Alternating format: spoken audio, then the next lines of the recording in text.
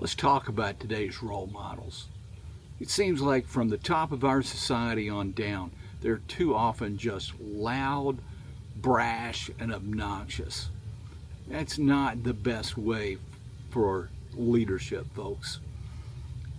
Now, I get that a leader needs to be energetic. I do. But you can be energetically big without being loud and bullying. There is a difference. Here's the deal. Most men today weren't mentored by grounded leaders. So what happens?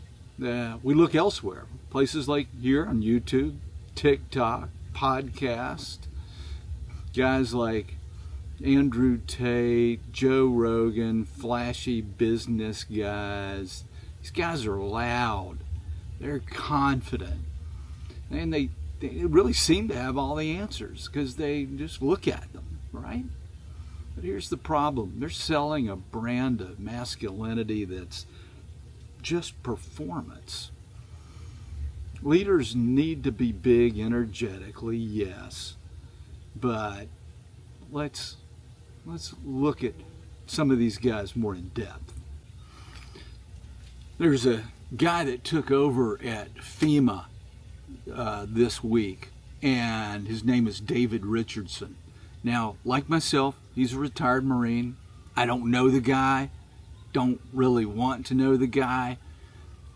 He's big energetically, but his opening speech to all the staff at FEMA is on YouTube, and I'll try and link to it below so that you can see it as an example of a guy that's big and loud, but not, in my view, a good leader. I hate to call out another Marine, but being a Marine isn't pass or doesn't guarantee you the knowledge of how to lead people or lead all people. Perhaps his method of leadership was good in his Marine combat unit. I led Marine combat units as well, and although I led differently then, I was younger, and I led in a different style because I was leading Marines. The way you lead Marines does not necessarily transcend to how you might lead a civilian organization like FEMA.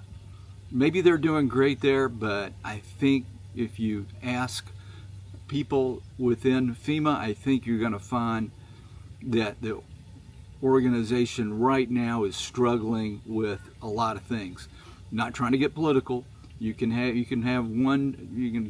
not trying to come down on the side of what they should do with FEMA. I'm just talking about his energetic relationship with his staff and how I don't think it was the best method. Another guy that is out there that I think is a fake leader, Andrew Tate. He's selling dominance, selling the idea that control equals power. His model of masculinity depends on women being less. If your strength depends on putting someone else down, that's not power. He has 41 tenets, and they sound good on paper, most of them.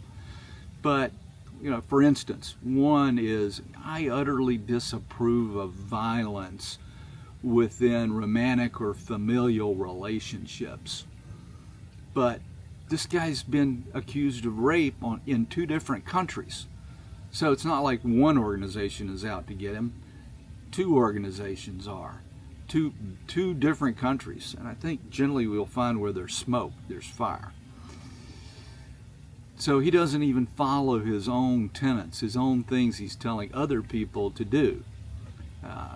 He's also been accused of trafficking in women and other bad things. What about somebody like Joe Rogan?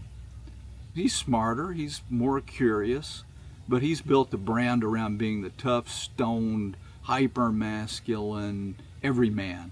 I don't hate Joe Rogan. He can be entertaining. He's said some smart things.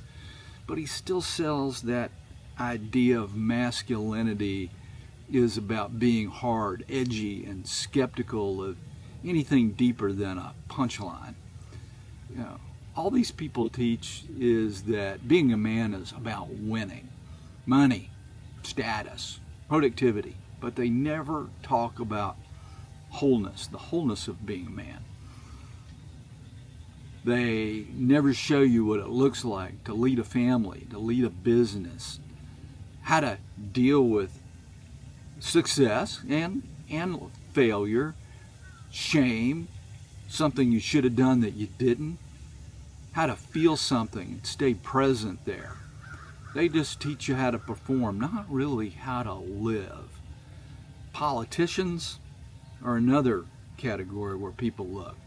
Gosh, I've never been so disgusted by a class of people in my life. As a rule, they find fault with every fault with every fault from the other side and are absolutely blind to problems and faults on their own team. Accountability and masculinity is non-existent in this group. We haven't seen real male collaboration since Reagan and Tripp and Tip O'Neill worked together back in the 80s. That's 40 years ago. That's just, they don't, in my mind, show leadership and masculinity.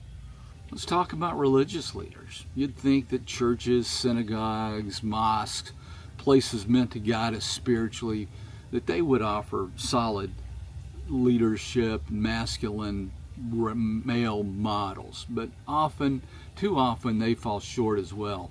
Some religious figures promote a version of masculinity that's rigid. They emphasize male dominance and female submission, framing it as the divine order.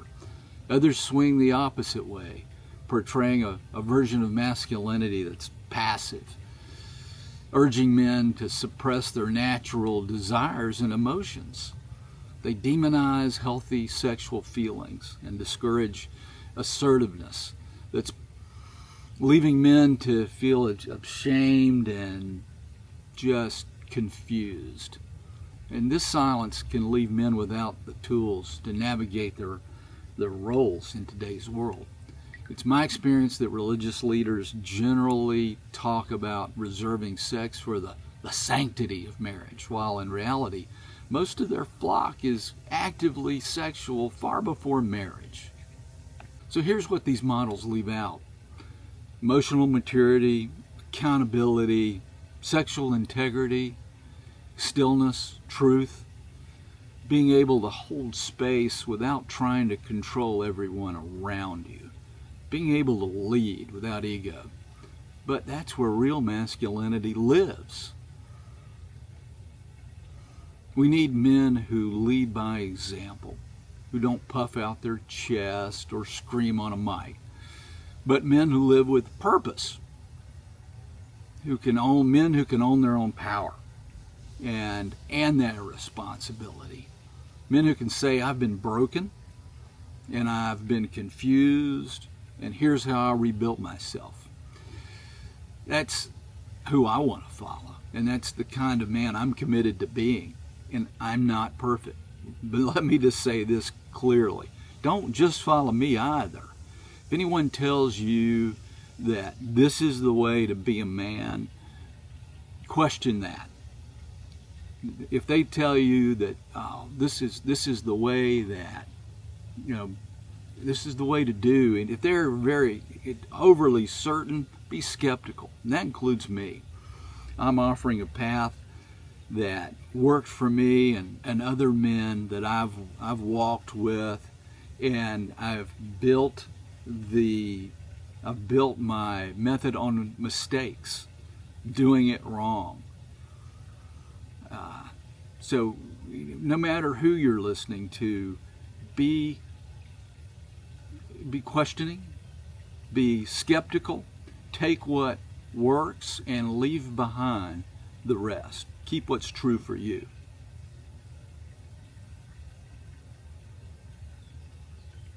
If something here lands with you, again, stick with me. Next episode, we'll start talking about what healthy masculinity really looks like. Hit subscribe, leave comments, share it with somebody who needs to hear it, and leave comments though. I really want to hear what you think, where I'm wrong. I'm taking shots at some big people on the net, and they have a lot of defenders, and I'm sure they'll be glad to tell me how screwed up I am. And that's okay. But I want to talk about masculinity that's not just about hype, it's about truth, and it's about time that we started telling that again.